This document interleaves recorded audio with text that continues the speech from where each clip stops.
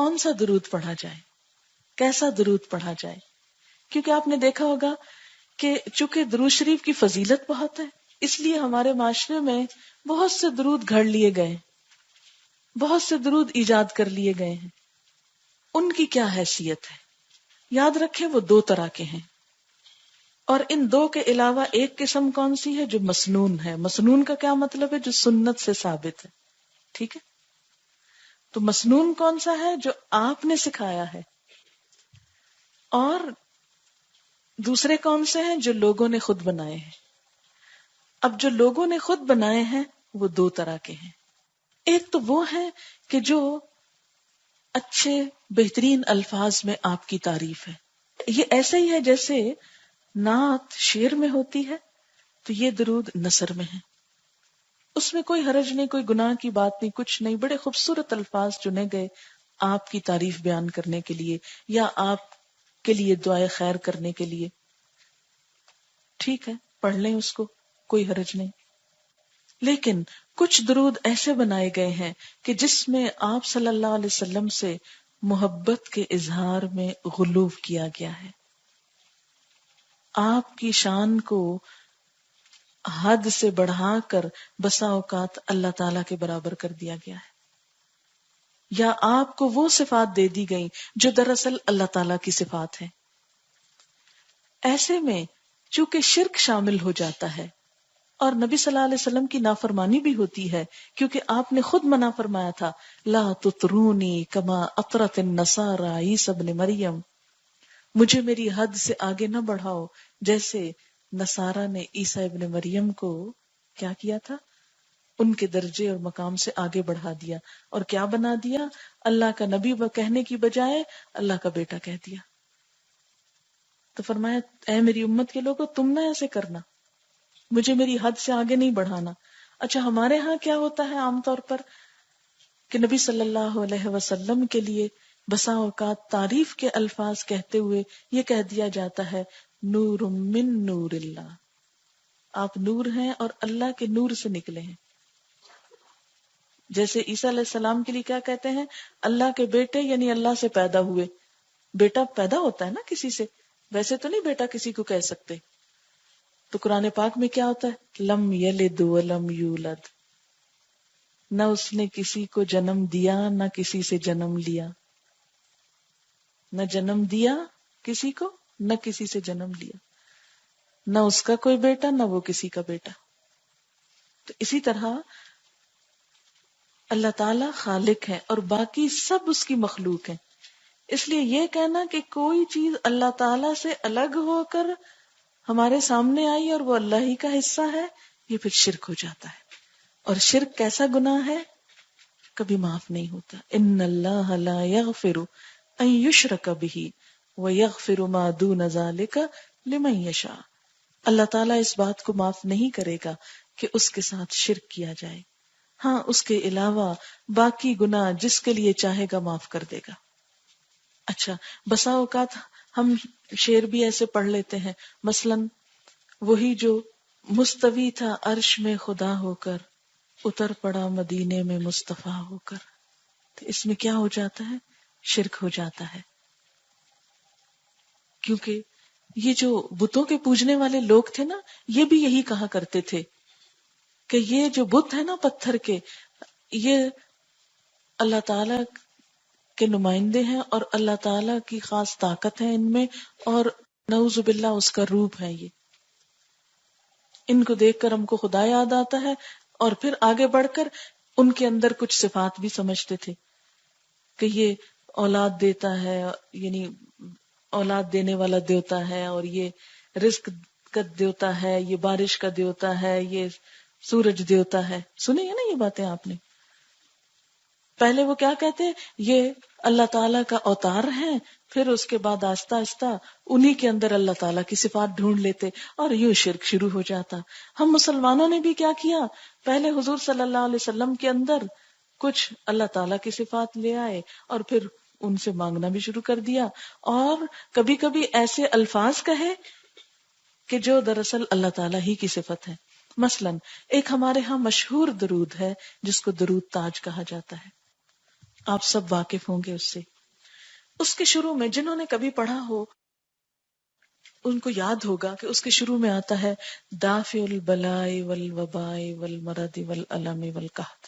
آتا ہے نا. یہ حضور صلی اللہ علیہ وسلم کی صفت کے طور پر بات کی جاتی ہے کہ آپ کیا کرنے والے ہیں.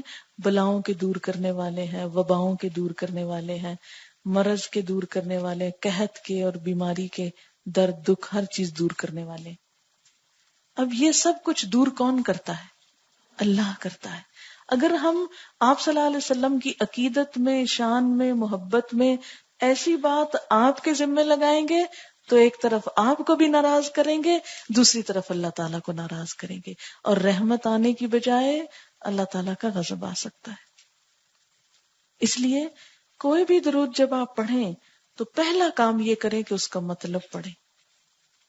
اور مطلب بھی بسا اوقات جو نیچے لکھے ہوتے ہیں وہ صحیح نہیں ہوتے، کیونکہ میں نے کئی درود تاج کے نیچے جب ترجمہ پڑھا تو اس میں انہوں نے لکھا ہوا کہ اللہ تعالیٰ آپ کے وسیلے سے ہمارے یہ بلائیں دور کرتے ہیں، حالانکہ عربی عبارت میں وسیلے کا لفظ ہی کوئی نہیں ہے، ڈائریکٹ لکھا ہوا ہے. پھر بعض اوقات آپ کا مقام اللہ تعالیٰ کے مقام سے بڑھا دیتے ہیں لوگ. مثلا ایک شعر میں لوگ کہتے ہیں کہ ہر مکان سے بالا میٹھے نبی کا روزہ، عرش اولا سے اعلیٰ میٹھے نبی کا روزہ، کعبے کی عظمتوں کا منکر نہیں ہوں لیکن کعبے کا کعبہ میٹھے نبی کا روزہ. اب کعبہ تو کعبہ ہے نا، کعبے کا تو کوئی کعبہ نہیں ہے، لیکن اس طرح کی باتیں آپ کی محبت میں کر کے تو ہم اس سیدھے رستے سے کہیں اور نکل جاتے ہیں. جہاں آپ کی محبت ایمان کا حصہ ہے وہاں ایسی باتیں کرنا ایمان کو نقصان دیتا ہے. اس لیے ہم کو سوچ سمجھ کے، صرف کسی بات کے لیے یہ کافی نہیں کہ ہمارے آبا و اجداد کرتے تھے یا ہمارے بڑے کوئی جاہل ہیں اور فلاں صاحب جو ہیں وہ اتنے علم پڑھے ہوئے ہیں وہ جاہل ہیں. نہیں، بعض اوقات یہ ہوتا ہے کہ علم بھی ہوتا ہے، سب کچھ ہوتا ہے، لیکن ایسی عقیدت ہو جاتی ہے کچھ چیزوں سے کہ انسان ان کے خلاف کچھ بھی سننا نہیں چاہتا. اور خاص طور پر جس چیز پہ انسان خود چل رہا کبھی نہیں سننا چاہتا کہ میرے اندر یہ خامی ہے. اچھا کسی کی بات نہیں سوچی، ہم میں ہر شخص اپنے بارے میں اس وقت سوچے اور اپنے سے پوچھے کہ جب کوئی مجھے میری کسی خامی، کمزوری، غلطی کے بارے میں بتاتا ہے تو میں اس کو سننا چاہتی ہوں، سنتی ہوں، سن کے اصلاح کرتی ہوں، غصے میں تو نہیں آ جاتی، ریئیکٹ تو نہیں کرتی. تو کیا ہوتا ہے؟ کرتے ہیں نا ریئیکٹ. ہم میں سے کتنے لوگ ہیں جو خوشی سے تنقید سنیں، اچھا اور بتاؤ میری غلطی کیا ہے. کبھی کہا ہم نے کسی کو؟ نہیں کہتے. اور اگر کوئی بھولے سے بتا بیٹھے تو ہم اس کے دشمن ہو جاتے، اس سے تو اب ملنا ہی نہیں ہے، تو بس میری غلطی ہی بتاتا ہے مجھ کو. تو اس لیے جب کوئی ہم کو یہ بتاتا ہے نا تو فوراً کہتے ہیں ہاں یہ وہابی ہوگا نا اس لیے مجھ کو منع کر رہا ہے. وہ وہابی کیا چیز ہوتا ہے؟ ہمیں کسی سے کوئی غرض نہیں کون کیا ہے اور کیا نہیں. ہم نے یہ دیکھنا ہے کہ جو وہ بات کہہ رہا ہے نا وہ صحیح ہے کہ نہیں، چاہے ہمارے ماں باپ ہی کیوں نہ ہو، چاہے ہمارے استاد ہی کیوں نہ ہو، چاہے ہمارے دوست ہی کیوں نہ ہو، چاہے پورا معاشرہ ہی کیوں نہ ہو. ہم کسی کی بات کو اس لیے نہیں لیں گے کہ یہ میرا فلانا رشتہ دار ہے اس لیے میں مان رہی ہوں اس کی بات، یا یہ میرا بزرگ ہے، یا یہ میرا محبوب ہے، یا یہ میرا پسندیدہ انسان ہے اس لیے اس کی بات تو میں نے ضرور مانی. نہیں، کسی کی بات بھی کب ماننی ہے؟ جب وہ اللہ کی بات کے مطابق ہو اور اللہ کے رسول صلی اللہ علیہ وسلم کی بات کے مطابق ہو. اگر اس کے خلاف ہے تو پوری دنیا ایک طرف ہو جائے، مجھے نہیں ماننی، اس لیے کہ میرے نزدیک اللہ کی ذات سب سے بڑی ہے اور محمد صلی اللہ علیہ وسلم کی ذات سب سے بھی محترم، میری اولاد سے، میرے ماں باپ سے، سب انسانوں سے زیادہ پیارے. اسی لیے تو کہا کہ ایمان مکمل ہی اس وقت ہوتا ہے جب آپ سے محبت اور آپ کی بات سب سے اہم ہو جائے. تو اس لیے کوئی ایسا درود نہیں پڑھنا کہ جس میں کوئی شرک کے الفاظ. تو اب 3 طرح کے درود ہو گئے نا، ایک ہے مسنون، دوسرے ہیں غیر مسنون لیکن اچھے الفاظ ہیں، اور تیسرے ہیں غیر مسنون لیکن ان کے الفاظوں میں غلو ہے یا کوئی مطلب کچھ صحیح نہیں لگ رہا، جو قرآن کی تعلیم یا روح کے منافی ہے، وہ درود نہیں پڑھنا۔ اب مسنون الفاظ کیا ہیں اور مسنون کیوں بتانے لگی ہوں؟ اس لیے کہ جو کچھ آپ نے سکھا دیا وہ سب سے اعلیٰ و افضل ہے، سب سے بہترین ہے۔ حضرت ابو حمید ساعدی سے روایت ہے، کہتے ہیں کہ صحابہ کرام نے عرض کیا، اے اللہ کے رسول صلی اللہ علیہ وسلم، ہم آپ پر کس طرح درود بھیجیں؟ آپ ہی ہم کو بتائیے کہ ہم کیا کریں، کیونکہ بڑے عقل مند تھے نا کہ جو آپ بتائیں گے وہی صحیح بات ہوگی۔ آپ کو خوش کرنا ہے تو آپ کی پسند کی چیز پڑھیں ہم۔ اچھا، ہم نے کبھی کیوں نہیں پوچھا یہ سوال کہ آپ نے کون سا درود پسند کیا تھا؟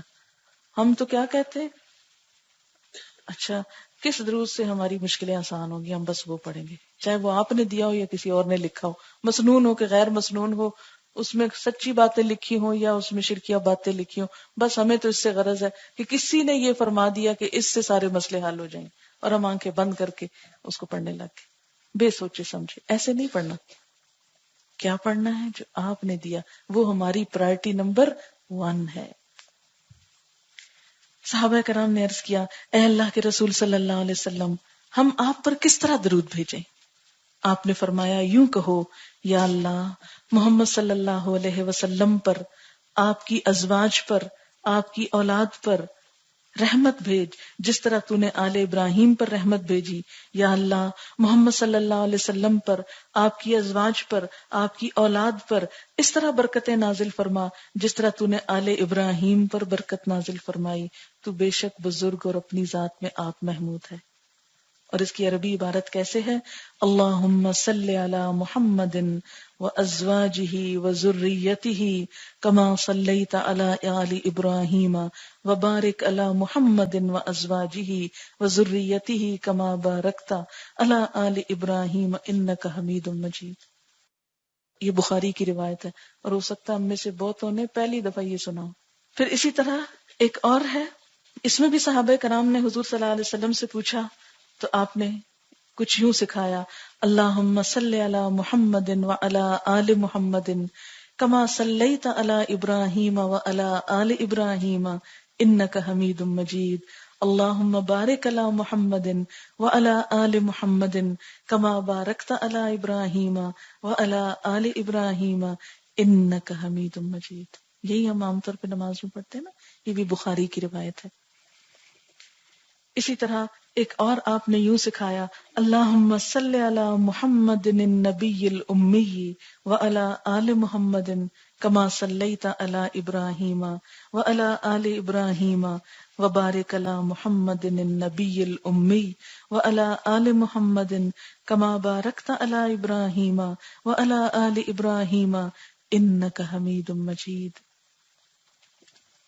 اسی طرح کچھ اور ورشنز بھی ہیں، لیکن کچھ ایسے ہیں جو مختصر ہیں، یعنی یہ تو لمبے والے تھے، ذرا چھوٹا ورشن ایک میں آپ کو سناؤں گی، یہ بھی بخاری کی روایت ہے۔ اللہم صلی علی محمد عبدک و رسولک کما صلیت علی آل ابراہیم وبارک علی محمد وعلی آل محمد کما بارکت علی ابراہیم۔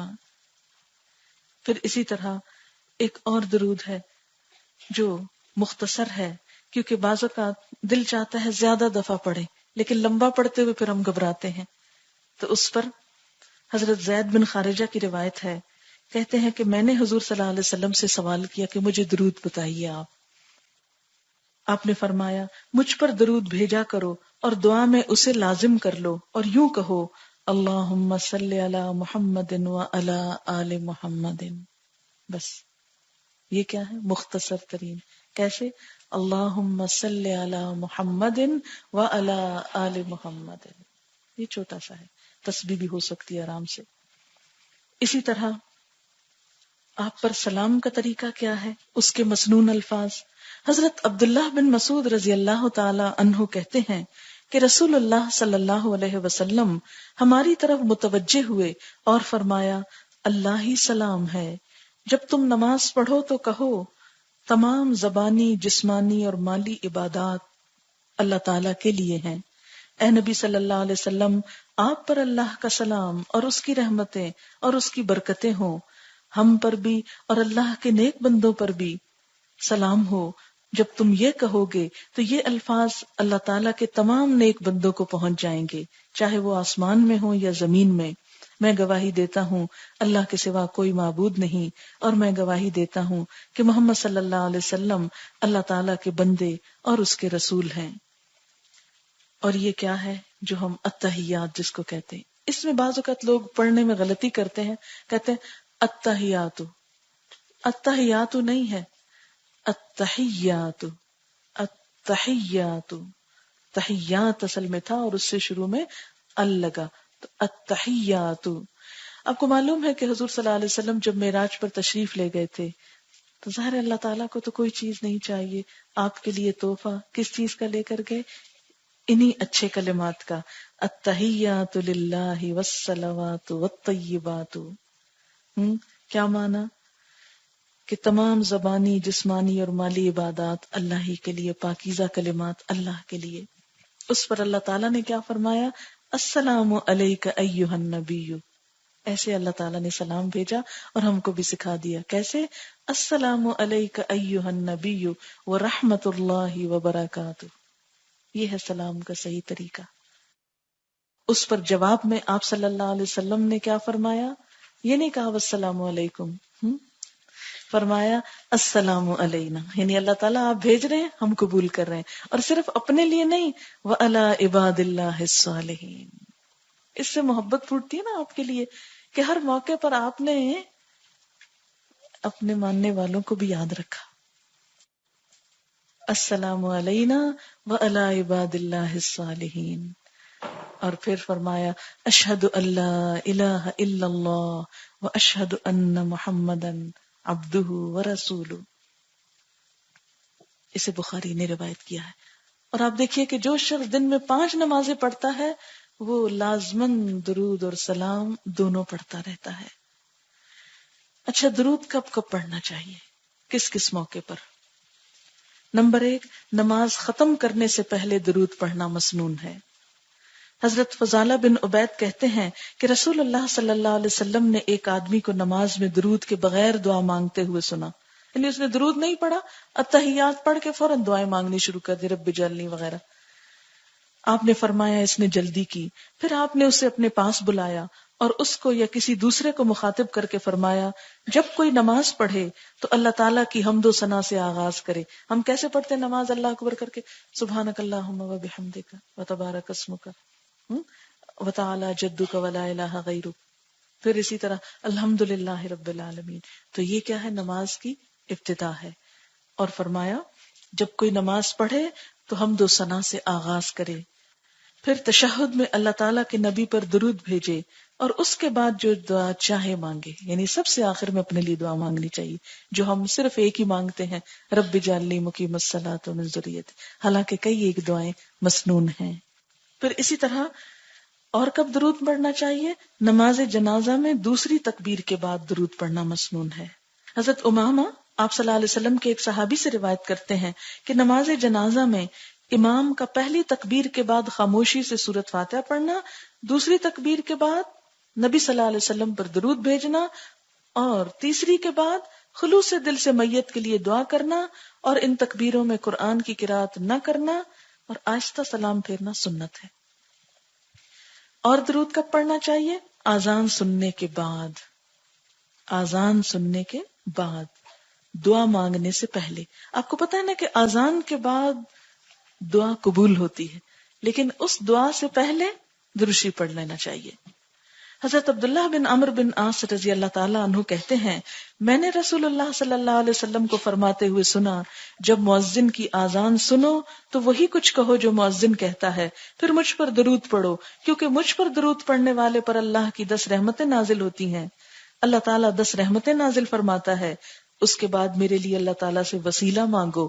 وسیلہ جنت میں ایک مقام ہے جو جنتیوں میں سے صرف کسی ایک کو دیا جائے گا، مجھے امید ہے کہ وہ جنتی میں ہی ہوں گا، لہٰذا جو آدمی میرے لیے اللہ سے وسیلہ کی دعا کرے گا اس کے لیے میری شفاعت واجب ہو جائے گی۔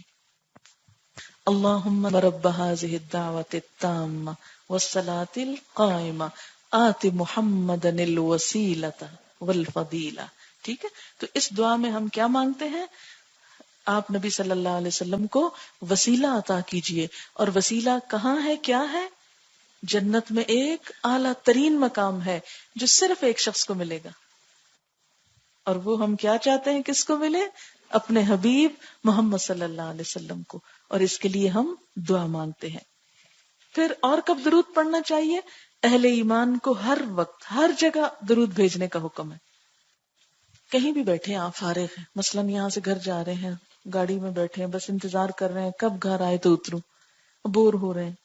نہیں، کیوں بور ہوتے ہیں؟ درود شریف پڑھیے، رحمتیں آنے لگیں گی، سفر آسان ہو جائے گا، مشکلیں آسان ہوگی.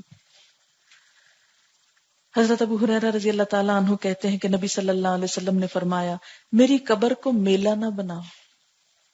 یعنی جیسے میلے لگتے ہیں تو ایسا نہ ہو کہ میری قبر پہ آ کے کھاؤ پیو اور شادیانے بجاؤ اور میلے لگاؤ. جس طرح آج کل کیا ہوتا ہے کہ مختلف بزرگوں کی قبر پر میلے لگتے ہیں، وہاں پر لوگ جا کر دعا تو کم ہی مانگتے ہیں، کیا کرتے ہیں؟ اتنے سٹالز لگے ہوتے ہیں، چیزوں کی خرید و فروخت ہوتی ہے، دیگیں پکتی ہیں اور پھر دھمالیں پڑتی ہیں اور سب شور شرابہ اور ایک انجوائمنٹ کا سامان، میوزک بج رہا ہے اور پتہ نہیں کیا کیا. آپ صلی اللہ علیہ وسلم نے اس چیز سے منع فرمایا کہ میری قبر کو میلہ نہ بنانا، کیونکہ آپ کو خبر دے دی گئی ہوگی نا اللہ تعالیٰ کی طرف سے کہ امت اصل کام چھوڑ کے اب یہ کرنے والی ہے. لہذا آپ نے کیا فرمایا؟ نہ میری قبر کو میلہ بنانا، نہ ہی اپنے گھروں کو قبرستان بنانا. وہ کیسے؟ کہ اس میں کوئی اللہ کا ذکر نہ ہو. تم جہاں کہیں بھی ہو مجھ پر درود بھیجتے رہو، تمہارا درود مجھے پہنچا دیا جاتا ہے. تمہارا درود مجھ کو پہنچا دیا جاتا ہے. اسے احمد نے روایت کیا ہے. حضرت ابو بکر صدیق رضی اللہ تعالیٰ عنہ کہتے ہیں کہ رسول اللہ صلی اللہ علیہ وسلم نے فرمایا، مجھ پر کثرت سے درود بھیجا کرو، اللہ تعالیٰ میری قبر پر ایک فرشتہ مقرر فرمائے گا، جب بھی میرا کوئی امتی مجھ پہ درود بھیجے گا تو یہ فرشتہ مجھے کہے گا، اے محمد صلی اللہ علیہ وسلم، فلاں بن فلاں نے فلاں وقت آپ پر درود بھیجا ہے. یعنی آپ کو وہ پہنچایا جاتا ہے. حضرت عبداللہ بن مسعود کہتے ہیں رسول اللہ صلی اللہ علیہ وسلم نے فرمایا کہ اللہ تعالیٰ نے میری امت کے لوگوں کا سلام مجھے پہنچانے کے لیے فرشتے مقرر کر رکھے ہیں. یعنی ہر جگہ سے وہ اکٹھا کرتے ہیں اور مجھ تک پہنچا دیتے ہیں. آپ دیکھیں نا، جس سے محبت ہوتی اس کے نام خط لکھے جاتے ہیں.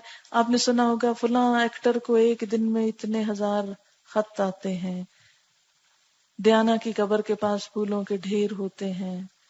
تو دنیا دار لوگوں کے لیے محبتوں کے ایسے نذرانے آتے ہیں جو پھول سوکھ جاتے ہیں اور ردی کے ڈھیر بن جاتے ہیں اور خط پھینک دیے جاتے ہیں ردی کی ٹوکریوں میں. لیکن سب سے بہترین تحفہ کیا ہے؟ دعائے خیر. وہ محفوظ ہو جاتی ہے، آپ کو بھی فائدہ ہوا جس کے لیے بھیجی گئی اور کرنے والے کو بھی رحمتیں مل گئیں. کیا خوبصورت انداز ہے محبت کے اظہار کا. اور فرشتے مقرر ہیں جو پوری دنیا سے میل آپ تک پہنچا رہے ہیں. کون کون آپ کے لیے تحفے بھیج رہا ہے. اور درود کے تحفے نہ مرجھاتے ہیں، نہ سوکھتے ہیں، نہ ردی میں جاتے ہیں، عرش بالا پہ جمع ہو رہے ہیں. جمعہ کے دن آپ صلی اللہ علیہ وسلم پر کثرت سے درود بھیجنا چاہیے. یہ یاد رکھیے، اس بات کو کبھی نہ بھولیے. حضرت ابو مسعود انصاری کہتے ہیں کہ رسول اللہ صلی اللہ علیہ وسلم نے فرمایا کہ جمعہ کے روز مجھ پر کثرت سے درود بھیجا کرو. جو آدمی جمعہ کے روز مجھ پر درود بھیجتا ہے وہ میرے سامنے پیش کیا جاتا ہے. اسے بہقی نے روایت کیا جاتا ہے. یعنی اس کا تعارف بھی ایک طرح سے آپ کے سامنے ہوتا ہے. حضرت اوس بن اوس کہتے ہیں کہ نبی صلی اللہ علیہ وسلم نے فرمایا، سب دنوں میں جمعہ کا دن افضل ہے. اسی روز آدم علیہ السلام پیدا کیے گئے، اسی روز ان کی روح قبض کی گئی، اسی روز سور پھونکا جائے گا، اسی روز اٹھنے کا حکم ہوگا. لہٰذا اس روز مجھ پر کثرت سے درود بھیجا کرو کیونکہ تمہارا درود میرے سامنے پیش کیا جاتا ہے. صحابہ کرام نے عرض کیا، اے اللہ کے رسول صلی اللہ علیہ وسلم، آپ کی وفات کے بعد آپ کی ہڈیاں بوسیدہ ہو چکی ہوں گی، یا یوں کہا کہ آپ کا جسم مبارک مٹی میں مل چکا ہوگا، تو پھر ہمارا درود آپ کے سامنے کیسے پیش کیا جائے گا؟ آپ نے فرمایا، اللہ تعالیٰ نے انبیاء کے جسم زمین پر حرام کر دیے ہیں. یعنی انبیاء علیہ السلام کا درجہ تو شہداء سے بھی بڑا ہوتا ہے. شہید مر کے نہیں مرتے اور ان کے جسموں کو بھی زمین نہیں کھاتی، اسی طرح انبیاء علیہم السلام جو ہیں ان کے جسم کو مٹی کوئی نقصان نہیں دیتی۔ دعا مانگنے سے پہلے اللہ کی حمد و ثنا کے بعد درود پڑھنے کا حکم ہے، جس کا ذکر پیچھے بھی کیا جا چکا ہے۔ گناہوں کی بخشش حاصل کرنے کے لیے درود شریف پڑھنا چاہیے، تکلیف، مصیبت، رنج اور غم کے موقع پر کثرت سے درود شریف پڑھنا چاہیے۔ آپ صلی اللہ علیہ وسلم کا نام مبارک سنتے ہوئے، پڑھتے ہوئے یا لکھتے وقت درود شریف پڑھنا چاہیے، اور لکھتے وقت صلی اللہ علیہ وسلم پورا لکھنا چاہیے۔ اگر بہت تیز لکھ رہے ہیں، جیسے امتحان میں آپ پیپر حل کر رہے ہیں اور اتنا وقت نہ ہو، تو ایک دفعہ پورا لکھ لیجئے اور ہر دفعہ سواد کے ساتھ انڈیکیشن دے دیجئے۔ اسی طرح انگریزی میں پیس بی اپون ہم ایک دفعہ پورا لکھ لیجئے اور اس کے بعد ایبریویشن بھی لکھی جا سکتی ہے، لیکن اس سے زیادہ اچھا ہے کہ انگلش میں محمد لکھ کر اور اوپر سواد کا انڈیکیشن دینے کا رواج ڈالیں صلی اللہ علیہ وسلم۔ حضرت علی رضی اللہ تعالیٰ عنہ کہتے ہیں کہ جس کے سامنے آپ کا نام لیا جائے پھر وہ درود نہ پڑھے وہ بخیل ہے۔ اسی طرح مسجد میں داخل ہوتے اور مسجد سے نکلتے وقت درود و سلام پڑھنا مسنون ہے۔ حضرت فاطمہ کہتی ہیں کہ رسول اللہ صلی اللہ علیہ وسلم جب مسجد میں داخل ہوتے تو فرماتے بسم اللہ والسلام علی رسول اللہ، اللہم اغفر لی ذنوبی وافتح لی ابواب رحمتک۔ اللہ کے نام سے مسجد میں داخل ہوتا ہوں اور اللہ کے رسول صلی اللہ علیہ وسلم پر سلام ہو، اے اللہ میرے گناہ معاف فرما اور اپنی رحمت کے دروازے میرے لیے کھول دے۔ اور جب مسجد سے باہر نکلتے تو فرماتے بسم اللہ والسلام علی رسول اللہ، اللہم اغفر لی ذنوبی وافتح لی ابواب فضلک۔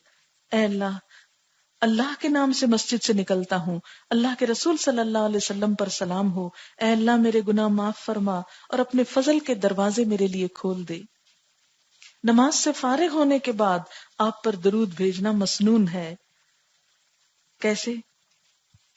حضرت ابو سعید رضی اللہ تعالیٰ عنہ کہتے ہیں کہ نبی صلی اللہ علیہ وسلم جب نماز سے سلام پھیرتے تو 3 مرتبہ یہ کلمات ادا کرتے تھے، سبحان ربک رب العزت عما یصفون وسلام علی المرسلین والحمد للہ رب العالمین۔ یہ کتنی دفعہ؟ 3 مرتبہ۔ ہر مجلس میں آپ پر درود پڑھنا مسنون ہے، کیونکہ وہ مجلس جہاں اللہ کا ذکر نہ ہو اور درود شریف نہ پڑھا جائے قیامت کے دن انسان کے لیے حسرت کا سبب ہوگی۔ ہر صبح اور شام درود پڑھنا مسنون ہے۔ حضرت ابو الدرداء کہتے ہیں کہ آپ صلی اللہ علیہ وسلم نے فرمایا جس نے 10 مرتبہ صبح اور 10 مرتبہ شام درود پڑھا